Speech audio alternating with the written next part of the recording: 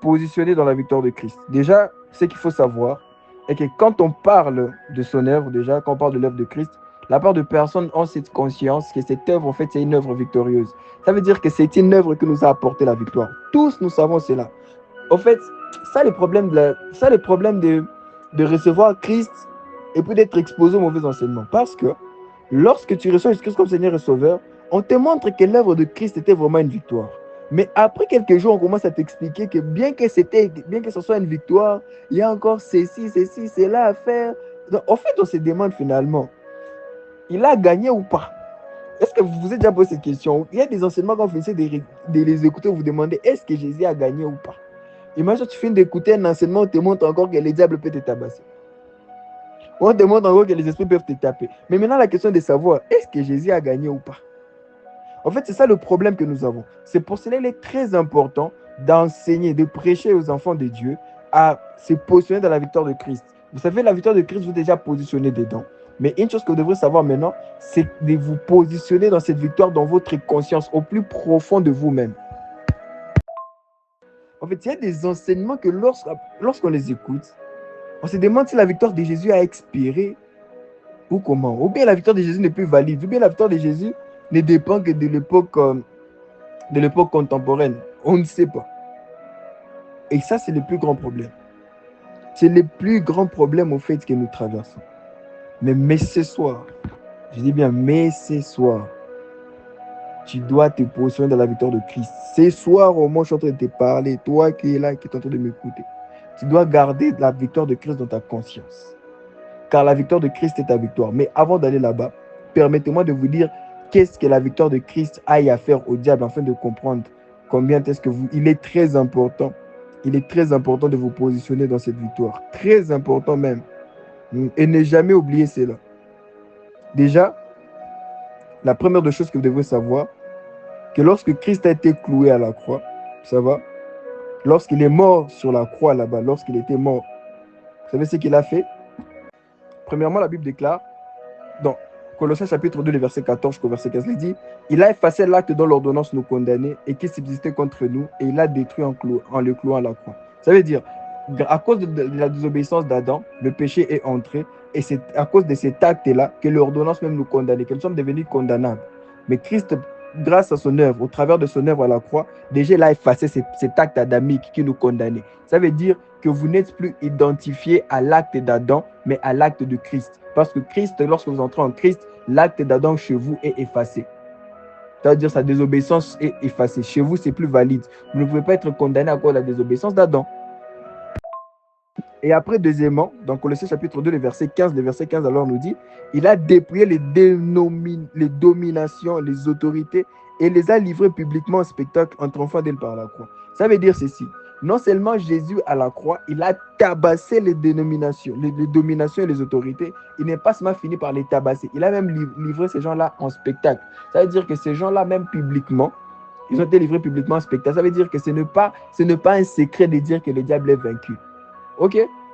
Ce n'est pas un secret de dire que le diable est vaincu parce que Jésus lui-même est venu et a rapporté. Vous savez, à l'époque romaine, lorsqu'on finissait de tuer un ennemi, le trophée c'était quoi? C'était d'apporter sa tête. Vous apportez sa tête et vous présentez ça au monde. Jésus-Christ, grâce à l'œuvre de la croix, il nous a présenté aussi publiquement cet adversaire vaincu que nous avions. Alléluia. Nous avions la preuve, grâce à l'œuvre de Christ, que le diable est vaincu et a été vaincu. Nous avons cette preuve. Donc, nous avons la preuve palpable déjà. Donc, l'œuvre de Christ pour nous est une preuve suffisante et palpable qui nous montre que non, l'adversaire que nous avons, ou bien l'adversaire que nous croyons avoir debout, est déjà tombé, est déjà à terre et inoffensif envers nous. Et la seule arme qu'il peut utiliser, c'est la ruse. Car si le diable pouvait utiliser autre chose que sa ruse, je vous assure qu'il aurait déjà exterminé plusieurs personnes. Donc, Galates chapitre 2, le verset 20 de la Bible, la parole de Dieu déclare que j'ai été crucifié avec Christ. Et maintenant, si j'ai vu, ce n'est plus moi qui vis, mais c'est Christ qui vit en moi. Prenons le j'ai été crucifié avec Christ. Cela signifie ceci. Si lorsque Christ était crucifié, il a vaincu le diable, ça veut dire que lorsque toi-même tu as été crucifié avec Christ, tu as vaincu le diable. Et quand est-ce que tu as été crucifié avec Christ? C'est simple. Lorsque tu as cru en Jésus-Christ comme Seigneur et Sauveur, Jésus-Christ est devenu ton substitut. Bon, je sais que c'est un mot nouveau pour quelqu'un. Ton substitut signifie ton remplacement. Ça veut dire que tu as pris sa place, il a pris ta place. Savez-vous qu'il y a 2000 ans, vous avez été crucifié avec Jésus? L'apôtre Paul, lorsqu'il dit « j'ai été crucifié avec Christ », il le dit non pas parce qu'il était à la croix avec Jésus, mais parce qu'il sait que par la foi en Christ, il a été identifié à Christ et à tout ce que Christ a eu à faire. J'ai dit ceci. L'apôtre Paul, au moment où Jésus était en train d'être crucifié, il n'était pas là. Au contraire, il était encore légaliste sous la loi. Et après même la crucifixion de Jésus, lorsqu'on a commencé à prêcher Jésus, il a commencé à persécuter le premier courant de l'Église. Mais c'est celui-là qui vient dire aux Galates que non, il a été crucifié avec Christ. Un truc que le croyant doit savoir, et bien une chose que le croyant doit savoir, c'est que le croyant est participant total et égal à l'œuvre de Christ. Ça veut dire que lorsqu'on a cloué Jésus à la main, vous aussi on vous a cloué à la main. Oh, c'est bizarre, mais c'est vrai. Lorsqu'on a mis Jésus à la croix, vous aussi on a mis à la croix. Lorsqu'on l'a craché dessus, on vous a aussi craché dessus.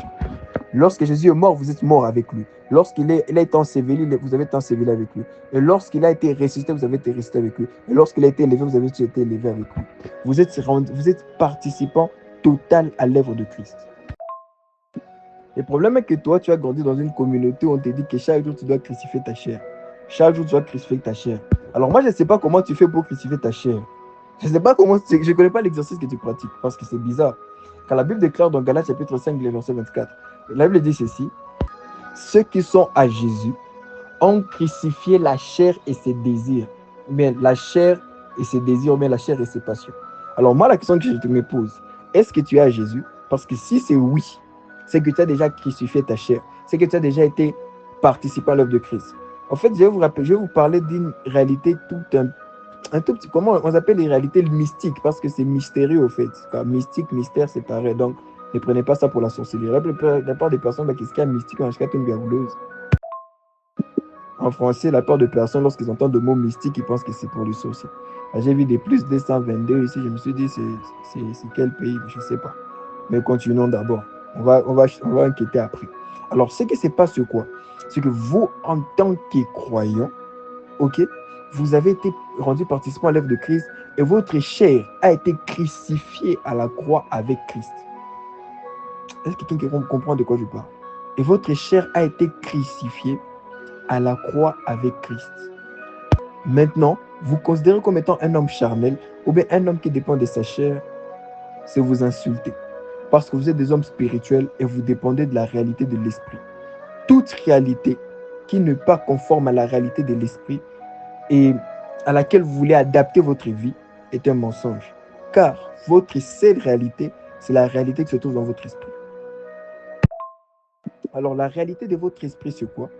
1 Jean chapitre 4, le verset 17, la Bible déclare: tel il est, tel nous sommes dans ce monde.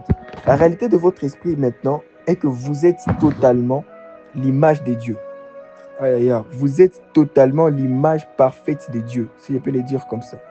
Vous savez, on a grandi dans les milieux chrétiens, on nous a appris que Jésus est notre exemple. Ça veut dire, Jésus est l'exemple que nous devons suivre. Faites tout pour être comme Jésus. Vous devrez être comme Jésus. Mais la parole ne dit pas ça. La parole dit directement, annonce et révèle directement que tel Jésus est, tel nous sommes. Ça veut dire que nous ne courons pas pour devenir comme Jésus, mais nous sommes déjà directement comme lui. Est-ce que quelqu'un comprend de quoi je parle? Nous sommes déjà directement comme Jésus. J'aimerais que quelqu'un écrive après avoir entendu ceci: je suis directement et automatiquement comme Jésus. Ce n'est pas un processus que vous êtes derrière lequel vous êtes. Non, vous n'êtes pas derrière un processus d'être comme Jésus. Vous l'êtes déjà. Vous êtes déjà comme Jésus. Et c'est une réalité que la plupart des personnes, je ne sais pas, ont du mal à comprendre, ont du mal à croire. Et je ne sais pas pourquoi.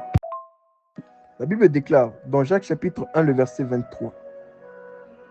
Car si quelqu'un écoute la parole et ne la met pas en pratique, il est semblable à un homme qui regarde dans un miroir son visage naturel et qui, après s'être regardé, s'en va et oublie aussitôt ce qu'il était. Imaginez-vous. Imaginez-vous. Vous venez vous regardez dans un miroir, vous voyez que vous êtes jolie, que vous êtes belle, que vous êtes beau. Et je crois que vous l'êtes. Et puis après, lorsque vous sortez, lorsque vous sortez à l'extérieur, vous oubliez que vous êtes joli, que vous êtes beau. Est-ce que vous trouvez ça normal? C'est pas normal. De cette même manière, lorsque vous lisez la parole et que vous voyez la personne de Christ, c'est comme si vous vous regardez dans le miroir. Car ici, Jacques compare la parole au miroir. Ça, c'est Jacques chapitre 1, le verset 22 jusqu'au verset 23. Si je n'ai pas pu citer, j'oublie, j'ai cité, je ne sais pas. Alors maintenant, la parole est votre miroir. Alors, la parole étant votre miroir, lorsque vous lisez votre Bible, c'est un peu comme si vous vous regardez. Tout ce que vous entendez sur vous dans la parole, c'est ce que vous êtes. Alors, oubliez tout ce que vous avez entendu sur vous dans la parole là-bas. C'est comme si, c'est comme si vous êtes regardé dans votre miroir et puis vous avez oublié ce que vous êtes. À chaque fois que je vous prêche Christ ici, à chaque fois que je vous prêche la puissance, l'autorité de la personne de Christ, en fait, je suis en train de vous parler de vous. Lorsque Christ est prêché, le croyant est édifié et révélé en même temps, car le croyant est automatiquement identique à la personne de Christ. Ça veut dire qu'à chaque fois que vous entendez parler de Christ, vous entendez parler de vous. Aïe, aïe, aïe. Je répète, à chaque fois que vous entendez parler de Christ, vous entendez parler de vous, de ce que vous êtes devenu. C'est pour ça que la Bible déclare, dans 2 Corinthiens chapitre 5, le verset 17, que tous ceux qui sont en Christ sont de nouvelles créatures et les choses anciennes sont passées, toutes choses sont devenues nouvelles. En fait, lorsque vous recevez Jésus-Christ comme Seigneur et Sauveur, vous êtes régénéré, pas amélioré. Ce n'est pas que Dieu a pris l'ancienne Alvin, ou bien l'ancienne Shekina, ou bien l'ancien Odavia, ou bien l'ancien Sardou. Bon, si je ne cite pas ton nom, c'est pas, ils ne sont pas venus donner les Mabanga. C'est pas dans un concert de Fali, ok? Donc, c'est-à-dire, en fait, ce n'est pas que Dieu a pris votre ancien vous là, l'ancien Obed par exemple, c'est pas que Dieu l'a pris et l'a amélioré. Ce n'est pas ce que Dieu a fait lorsque vous êtes né de nouveau. Non. Ce que Dieu a fait, c'est quoi? Il a effacé l'ancien Obed. Il a pris le nouveau, lui. Il a créé un nouveau Obed qui est authentique à sa personne, qui ressemble qui est totalement Jésus. Ça veut dire Jésus est votre réalité. Jésus est ce que vous êtes. Jésus est qui vous êtes. En d'autres termes, si on se base sur le verset de 1 Jean chapitre 4, le verset 17, qui dit tel il est, tel nous sommes, cela veut dire là où Jésus est limité, vous êtes limité. Là où tout ce que Jésus ne peut pas faire, vous ne pouvez pas faire. Tout ce que Jésus peut faire, vous pouvez faire. Tout ce que Jésus a, vous l'avez. Là où Jésus est, c'est là où vous êtes. Là où Jésus n'est pas, c'est pas là où vous. Là où Jésus n'est pas, vous n'êtes pas là-bas. Voilà. Qui comprend de quoi je parle? Christ est votre réalité automatique et directe. À part Christ et hors de Christ, vous n'avez aucune autre vérité de ce que vous êtes ou bien de qui vous êtes. L'héritage que vous avez en Christ, en Christ, vous avez hérité son identité, sa possession, sa position, son autorité, sa victoire, son œuvre, sa place. Bon, il y a des choses qui paraissent synonymes, et c'est vraiment des synonymes. Mais qu'est-ce que je suis en train de dire quand je prêche ceci, c'est quoi? C'est qu'en Christ, vous avez ça comme étant un héritage et non comme étant un mérite ou bien un salaire. Éphésiens chapitre 3, verset 6, la Bible déclare, ces mystères, c'est que les païens sont cohéritiers, forment un même corps et participent à la promesse en Jésus-Christ par l'évangile. On dit que le mystère de Dieu qui a été caché aussi, c'est quoi encore? C'est que les païens sont cohéritiers et forment un même corps et participent à la même promesse en Jésus-Christ par l'évangile. Éphésiens chapitre 3, le verset 6. Mais maintenant, il y a des gens ici qui n'ont jamais compris le concept de l'héritage. Aïe, aïe, aïe. Mais j'aimerais vous l'expliquer. L'héritage suppose quoi? Qu'est-ce que suppose l'héritage? L'héritage suppose ceci. Il y a un homme qui a travaillé pour avoir une possession et lègue toute sa possession à une personne qui n'a même pas travaillé pour ça. Ça veut dire, moi ici, moi qui suis en train de vous parler maintenant, lorsque moi j'aurai mes millions, ça va? Lorsque je serai milliardaire dans ma penthouse, lorsque j'aurai ma villa, ça va? J'ai fini, j'ai tout ça. Alors il faut que je puisse partir, il faut que je parte, parce que ils ne mourront peut-être pas tous, mais je crois que dans mes 120 ans, je dois partir quand même. Alors lorsqu'il faudra que je parte, je lègue tout ça à mon fils qui n'a même pas travaillé pour ça. Pourtant, il y a des gens qui peuvent être là toute leur vie.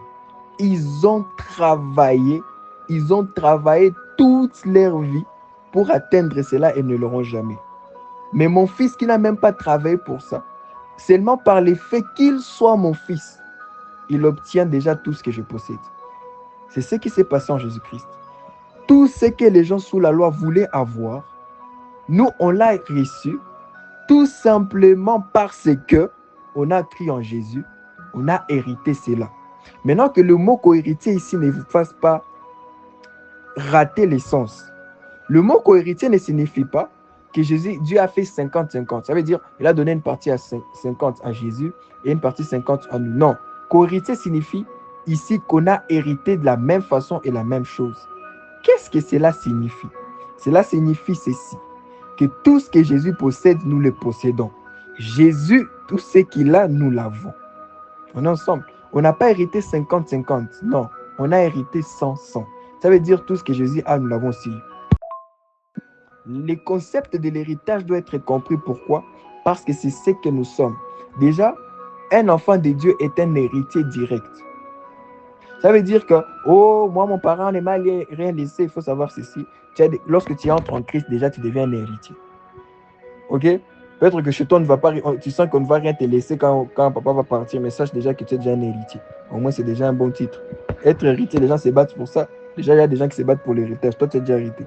On est ensemble. Ça veut dire ceci. Tu as tout hérité en Christ. Tu n'as même pas travaillé pour ça. Christ a travaillé pour tout ça afin de te les donner. Et parmi ces choses là-bas, il y a son identité, sa victoire, sa position, son autorité.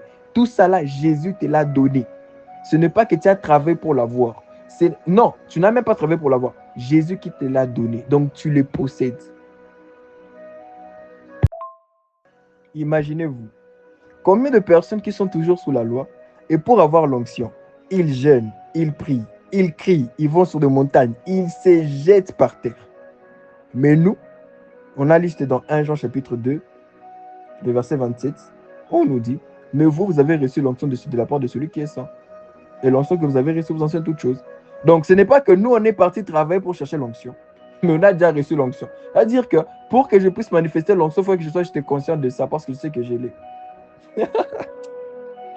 Seigneur, glory. Imaginez-vous, combien de personnes ont déjà même dépensé beaucoup d'argent tout simplement parce qu'ils veulent être bénis. Mais moi, je lis dans Éphésiens chapitre 1, le verset 3, la Bible déclare que nous sommes bénis de toutes sortes de bénédictions dans les lieux célestes en Christ. Ce n'est pas que je pars même chercher la bénédiction, je l'ai déjà. Combien de personnes sont parties chercher la présence de Dieu? Mais moi, j'ai juste lu quelque chose. Christ en vous, l'espérance de la gloire. Colossiens chapitre 1, le verset 27. Ça veut dire, je ne pars pas courir derrière quelque chose. Je ne pars pas faire quelque chose pour avoir ce que j'ai. Mais j'ai déjà reçu tout ça parce qu'il y a quelqu'un qui a déjà travaillé pour que j'aie tout ça. Ce soir, je suis en train d'amener une personne à avoir la conscience des fils et non des serviteurs. Les serviteurs, pour avoir ce qu'ils ont beaucoup travaillé.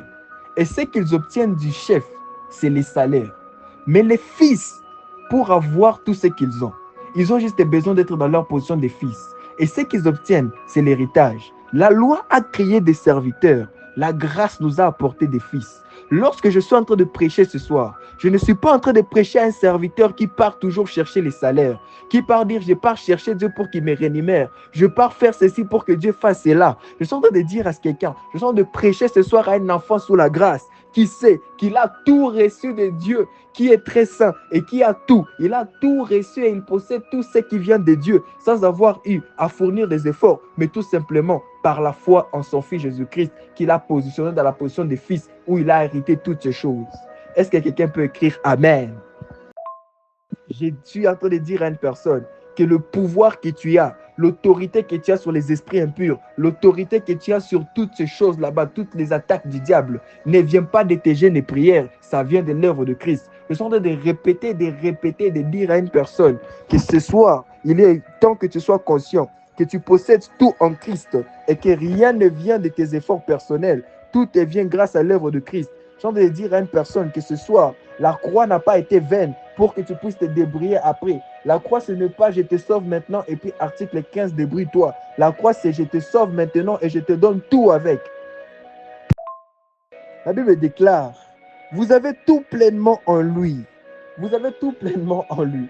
En fait, des fois, je me demande, est-ce que c'est le français qui est compliqué ou bien c'est la tête qui est dure? Des fois, les versets de la Bible sont très simples, mais tu es tellement têtu pour accepter. Il y a des choses dans la Bible qui ne demandent même pas que tu sois intellectuel pour que tu les comprennes. Même dans ta langue maternelle, si tu ne sais pas lire le français, tu lis la Bible dans ta langue maternelle, c'est trop clair et c'est trop simple. Les épîtres sont très simples. Écoutez mes amis, si vous avez tout pleinement en Christ, ça veut dire que vous n'avez rien hors de Christ. Je suis en train de prêcher à une personne qui a toujours cette mentalité légaliste, cette mentalité Moïse, cette mentalité des serviteurs, cette mentalité de toujours aller chercher le mérite de la part de Dieu. Je suis en train de dire à cette personne qu'à chaque fois que tu pars chercher ces choses, tu passes à côté de ce que le fils possède. C'est pour cela, dans la parabole du fils prodigue, il y avait 2 fils perdus. Un était perdu à la maison et l'autre était perdu hors de la maison. C'est lui qui était perdu à la maison. Lui, il pensait qu'il était serviteur de son père et qu'il devait attendre la paye afin de recevoir quelque chose de son père. Mais celui qui était perdu hors de la maison s'est souvenu qu'il y a des serviteurs qui vivent mieux chez son père et que lui, en tant que fils, devrait encore vivre mieux. Mais il dit, vu que j'ai fait quelque chose de mal, je vais rentrer comme serviteur. Mais le père le reçoit comme fils et il profite de la fête des fils. Je viens de dire à une personne ce soir, il est temps de te détourner de la loi afin d'embrasser la grâce. Je viens de dire à une personne ce soir, il est temps de te détourner de Moïse afin d'embrasser Christ. Tu as trop souffert. Maintenant, il y a même des maux d'estomac parce que tu gênes trop pour mériter. Je ne dis pas que les jeûnes sont mauvais. Mais c'est quoi l'objectif de ton jeûne? Alléluia. Tu as beaucoup fait. En fait, tu fais beaucoup de choses. Tu fais beaucoup de choses parce que tu veux mériter quelque chose de Dieu. C'est ce qui fait en sorte que tu passes à côté.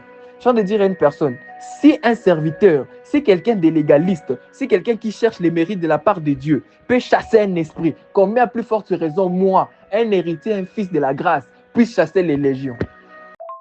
Si un légaliste, quelqu'un qui a encore la mentalité de la loi, quelqu'un qui est encore sous la loi, peut chasser un démon, combien moi, à plus forte raison, héritier de mon père, je peux encore chasser des myriades et des myriades de démons dans une personne. Le fils prodigue a regardé de loin. Il a vu les serviteurs. Il a dit, regarde comment est-ce que ces serviteurs de mon père vivent. Alors combien à plus forte raison, moi qui suis fils. Listen to me now. Je viens de dire quelque chose ce soir. Il y a des choses dont juste les personnes qui sont sous la loi, ne les enviez pas. Parce que ce qui sont en train juste de nous montrer, c'est de nous montrer encore plus combien nous avons encore plus que ça, car nous avons hérité de tout ça encore en grandeur. Que Moïse, en divisant la mer Rouge, ne te fasse pas croire que toi, qu'enfant de Dieu, tu n'as encore rien à faire. Parce que Moïse vendrait tous ces miracles pour être à ta place. Je suis en train de dire ceci. Abraham, Moïse, David, qui a tué même Goliath, ils vendraient même tous ces gens-là vendraient tous leurs exploits pour être juste ce que toi, tu es maintenant. 1 Corinthiens chapitre 6, le verset 17. La Bible déclare, ceux qui s'attachent au Seigneur font avec lui un seul esprit. Vous êtes indissociables de Christ. Christ et vous ne faites qu'un seul esprit. Lorsque vous avez reçu Jésus comme Seigneur et Sauveur, vous ne faites qu'un seul esprit. Lorsque les esprits vous regardent, ils voient Christ, mais ils vous attaquent. Puisqu'ils ne sont pas omniscients, ils vous attaquent juste pour voir combien vous êtes conscient de Christ en vous. C'est ça l'apôtre Paul, il a trop parlé de ces faits, des faits d'être en Christ. Il a trop tourné autour de ça. Et lorsqu'il voit, il voit que dans ses lettres, il ne faisait que tourner autour de ça. Il leur dit ceci, je ne cesse de vous écrire la même chose, car vous dire ces choses vous est salutaire. Je vous dis une chose, il y a des prédications que je préfère écouter 1000 fois, au lieu d'écouter une prédication même 3 minutes. Lorsqu'on ne me prêche pas Christ, je préfère me taire et regarder. Vous êtes indissociable de Christ. Votre seule réalité, c'est Christ. Votre seul vous, c'est Christ. Votre seul vous, c'est Christ. Christ est votre seul vous. Si on ne vous parle pas de Christ, on ne vous parle pas de vous. Si ça ne concerne pas Christ, ça ne vous concerne pas. Si ça ne reflète pas Christ, ça ne vous reflète pas. Alléluia. La Bible dit ceci de Jésus-Christ. Actes chapitre 10, le verset 38. Vous savez comment Dieu a oint du Saint-Esprit et de force Jésus de Nazareth, qui allait de lieu en lieu faisant du bien et guérissait tous ceux qui étaient sous l'empire du diable, car Dieu était avec lui.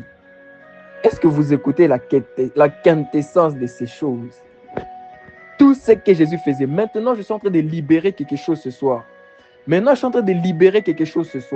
Je Je suis en train de libérer une génération de personnes qui vont sortir et refléter Christ. Je suis en train de libérer une génération de personnes qui vont sortir et refléter Christ.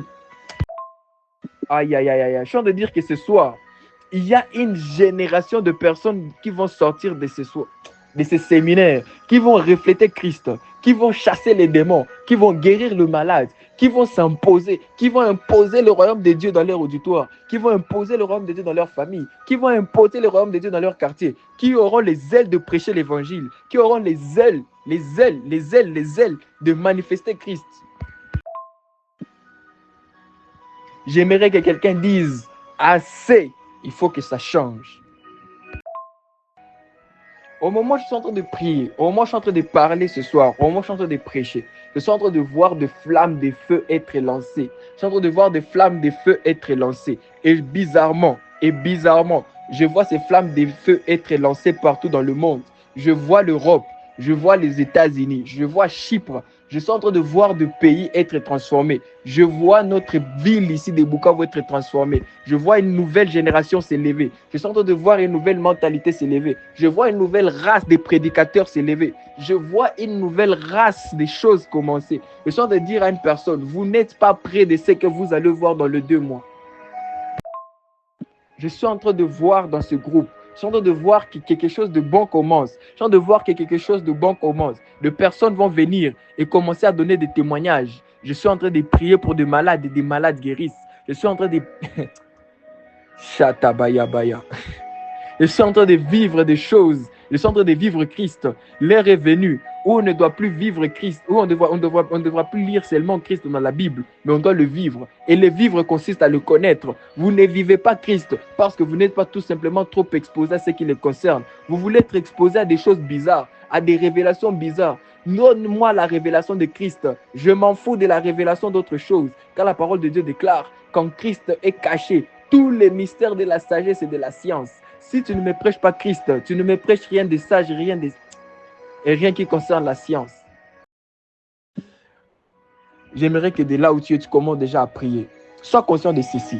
Le seul remède contre les ténèbres, c'est la lumière. Et Jésus-Christ lui-même dit, je ne parle pas de ces textes-là qui t'a trompé. Non, je te parle de Jésus-Christ. Je ne te parle pas de ton oncle. Jésus-Christ lui-même dit, vous êtes la lumière du monde. Et une ville placée au-dessus d'une montagne, vous ne pouvez être caché. Le seul remède contre les ténèbres, c'est la lumière. Et Jésus a fait de vous le remède contre les ténèbres. Il dit ceci, vous imposerez le main aux malades, les malades seront guéris. Le seul remède contre les maladies qui sont en train de troubler ta famille, c'est ta main. Tu touches la personne est guérie. Le seul remède contre ces démons qui sont en train de vouloir attaquer votre famille, ces ténèbres, ces problèmes qui veulent attaquer votre famille, c'est vous. Il suffit de déclarer la parole et ces choses vont partir. Vous devez prier, prendre les choses à main à partir de maintenant et dire que ça suffit. Il faut que ça change. Il faut que la tournure de ma vie change. Il faut que la tournure des choses dans ma maison change. J'aimerais que quelqu'un, après avoir écouté cette note vocale, écrive « Je suis la solution que ce monde attend depuis le départ ». Vous êtes cette solution dans votre communauté.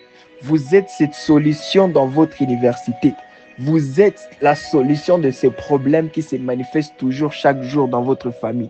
La répétition de ces problèmes est finie. Le cycle de répétition de ces problèmes est fini parce que vous découvrez qui vous êtes en Christ. Plus que des simples chasseurs de démons, vous êtes des chasseurs de ténèbres. C'est pour cela que Jésus ne se limite pas en vous disant « chassez les démons ». Non, il dit « chassez les démons, guérissez le malade ».